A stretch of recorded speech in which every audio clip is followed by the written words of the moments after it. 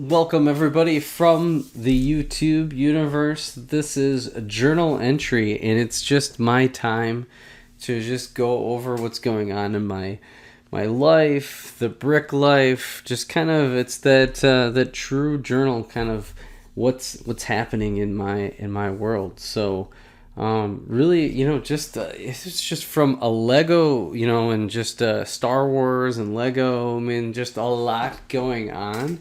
Very, very exciting. Just in the personal side, of course, Remy keeps making an appearance. So now he has been on videos twice. So that is really exciting. He is now 11 weeks old. And he is 2 weeks in, and we started doing puppy training. It's going really well. He's really smart. Probably the only one we're having a hard time getting him to do. And if you have any secret tricks, let me know. But we can't get him to kind of lay down, so he can sit really good. And we just kind of give him the signal, and he's like, "Hey!" But he doesn't like laying all the way down. We've tried the leg technique where he has to go under the leg and kind of lay down in order to get the treat, but he like punches through and he's like gets all psycho and wound up. So we're still trying to figure it out. Maybe I'll try to do like, I don't know if maybe we'll do like a shake, and maybe I can do a sit and a down, and maybe he just needs to kind of get in that mode before we kind of go down that path. So I don't know. We'll see how we can get him, but his training is really going well. He's still having a couple accidents here and there. I think a lot of times when there's accidents, it's kind of on us a little bit because we're just not taking him out enough, or we kind of let him go back in before he's complete. You need to like keep him out there no matter what until you know that he's fully done, and otherwise he comes back in and piddles or poops on the floor, and it's like, oh man. And you can't really yell at him because he's just a puppy, has no idea what's going on. So anyways, that's what's happening in that side. Work's just as busy as usual. No travel. There's a ton of vacation and holidays looming in the horizon. So in this weekend I was able to get a lot of building in, so that was just completely awesome. In fact, I've been building, moving into the Lego side. I built a list of figures that I'd really like to get. I didn't do like a Sith side. I really should, although the Sith side gets expensive really quick. Most of it has to do with getting stuff like Count Dooku, who's too expensive anyway, so I don't know. We'll see. But I do plan on getting the Inquisitor Scythe ship. That's definitely on the horizon. It's just a matter of when to kind of maximize the promos. The one thing that did happen this week, which was really painful, was that I missed out on the Castaway. I don't really. It must have run out of inventory. Maybe it was just such a popular set that all the resellers must have just cranked away on it, knowing that they could get like probably 20, 30, probably up to $50 when that set's like retired and gone. So that one got completely smoked. Even though the double VIP came out on the 10th of October, and the Castaway set was supposed to be good until the 13th, and I checked on that literally midnight on the 10th, and it was gone online. I could have called around to some of the Lego stores to see if they had any left. But I was just too busy, too much going on during the week, so it was just no go. So I missed out on the Castaway set, which is kind of painful because it had kind of a pirate vibe, which is kind of neat, but and it would have been really fun to get from like a Castle and Pirates set standpoint. But I'm kind of at this point in terms of buying from the store and new Lego, kind of like whatever, because it's just so hard to time it. And I'm very, very focused on Star Wars and the pricing and kind of maximizing what I can do there, because I have so many sets that I'd really like to get before they retire. There aren't too many that are retiring that I need, so I'm in pretty good shape. I can kind of wait for deals, whether it's 20-30% off, which is probably the best move, although I do like the idea of double VIP. So there should be another double VIP sometime, and who knows, maybe if Lego needs it, they'll kick it in December. If not, I'm okay waiting until after the new year, because at the end of the day, I'll probably have a few gifts, over Christmas, because many people know me that I absolutely love Lego, and so usually there's just a handful of sets, and I don't want to like double up. So that having said that, the other piece within the buying world for Lego that has been really, really good, I've been buying and selling on Mercari. I've been saying this; it's like a broken record over and over, but it's. I'm pretty sure I'm gonna get close to my $600 limit for the year. I think I'm over $300, and I've gotten just a ton of sets, and I may actually. One of the videos that I really want to do is like, hey, if you're a buyer like myself who's on a pretty strict budget, although I do cheat here and there, so I do have the means. I'm in the working world. If I really want to buy something, I'll get it, right? But I also want to, make sure there's, it's good within the family and I'm being reasonable. So I keep my budget very tight.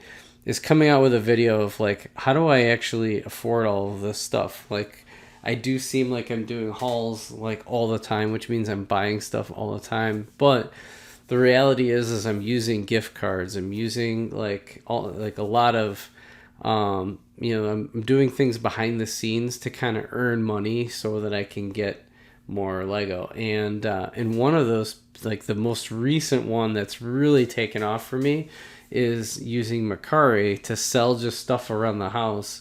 And a few of them are like Lego sets that I'm just not using. So I'm going to like sell those and then turn it into the sets that I'm really focused on, right? And I think being focused as a budget buyer is really important.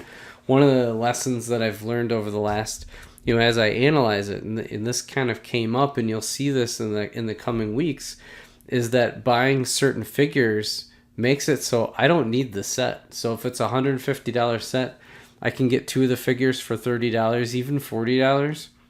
Call it a win in the budget column, because now I have those figures. I don't need a big Millennium Falcon sitting there. We just don't. Or do you really need like a fifth R2D2 or a C3PO, or like Obi-Wan Kenobi, or Farm Boy Luke, like for the 10th time?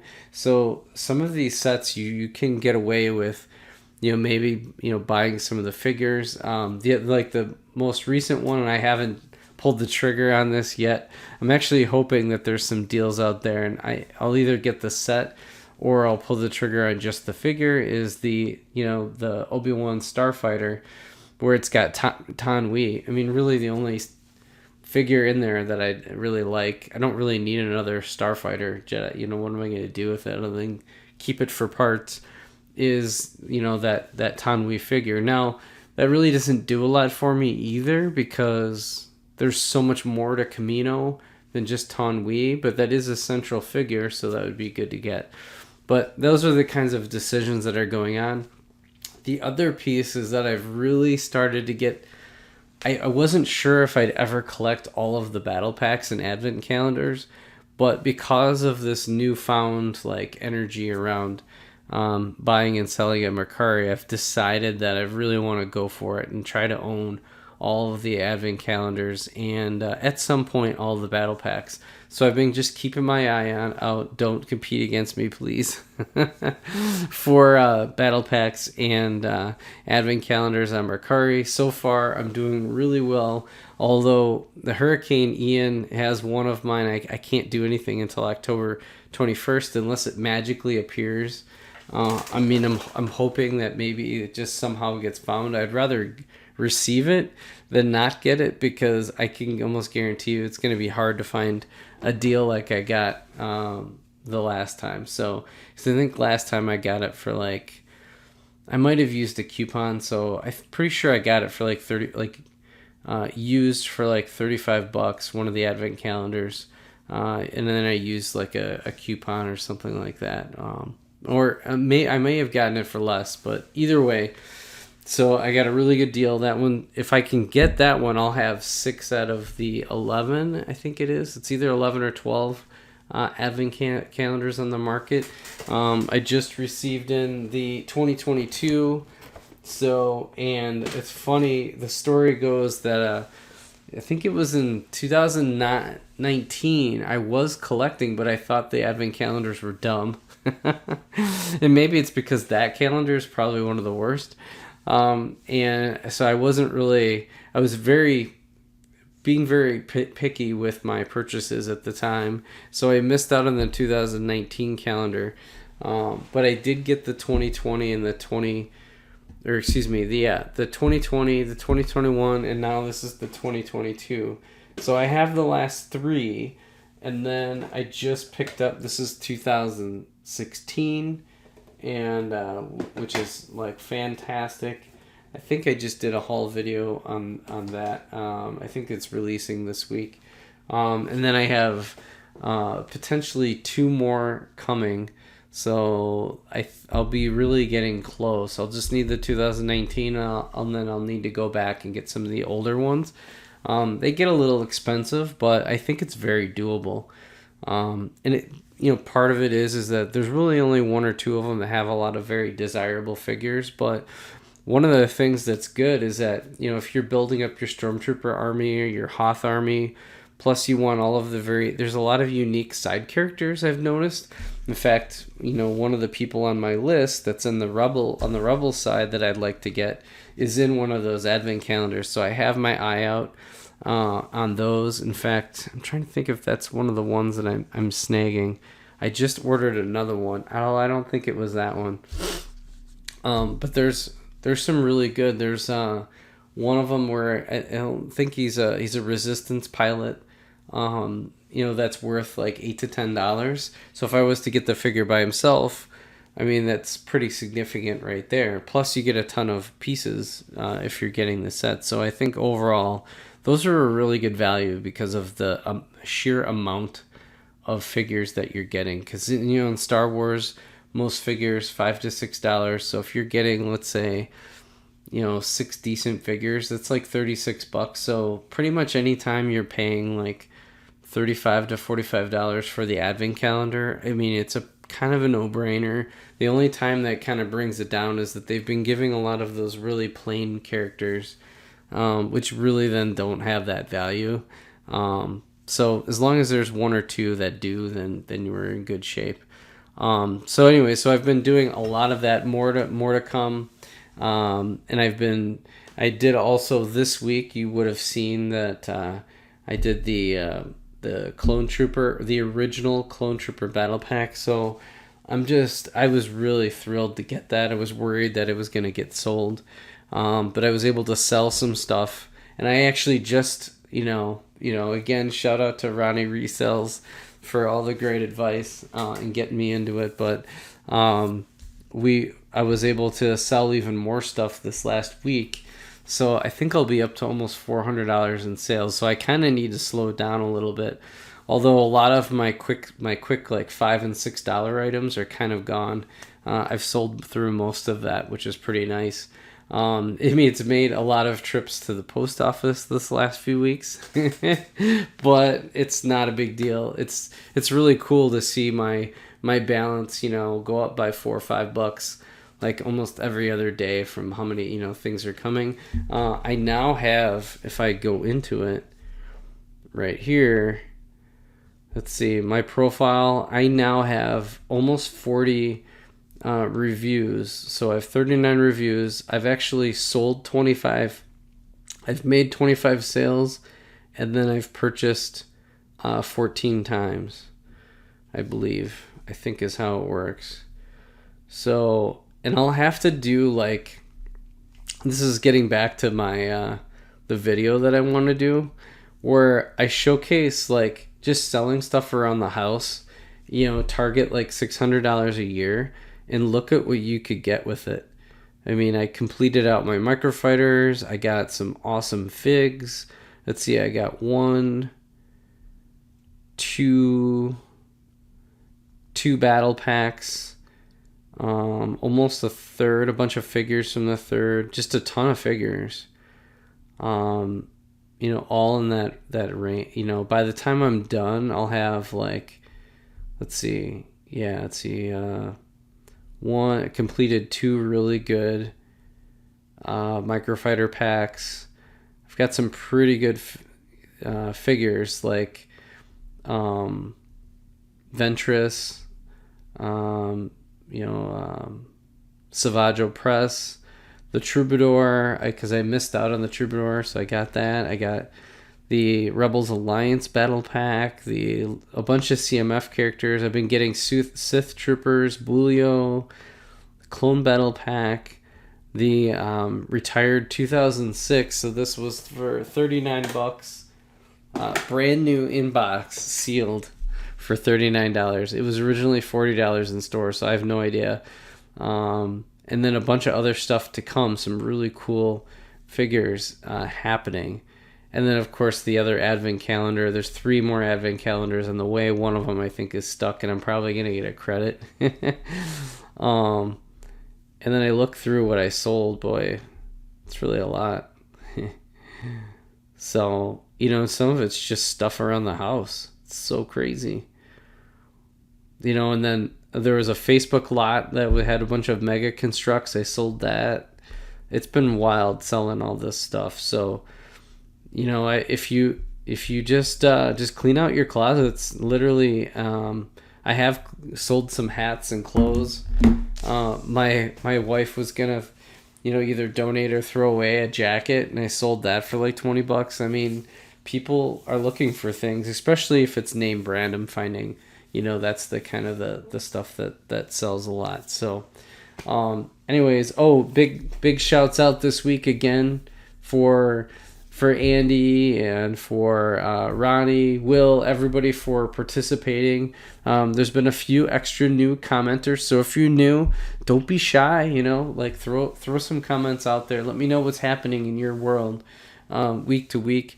Always want to hear part of like what's happening in your journey as I kind of share mine out into the digital world of my my journal.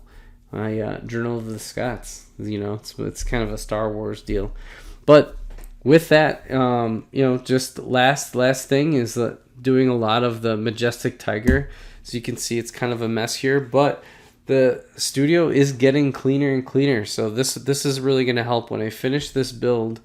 More and more stuff is coming off and getting put away in its proper spot. So things are looking good. My goal is to have this all cleared out and looking really good, and then I want to put some more lights and make it a little bit shinier. The paint, and I have terrible lighting in this room, but got to deal with what I got to deal with. So with that, that's all. Oh wait, one last thing is that I really wanted to talk about is what the shows that I'm watching, kind of an update, and we really need to talk about Andor, because last week's episode, I talked about how I felt like Andor was at the boiling point, and it sure was. I mean, that episode was just fantastic. It had all sorts of the action.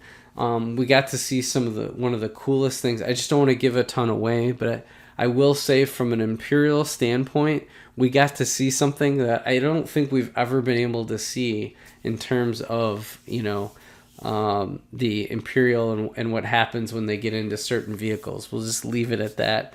And then just overall kind of like what's happening. And now the political environment is really changing rapidly, because obviously the rebellion, from a secret standpoint, it's not so secret anymore with all of these big missions.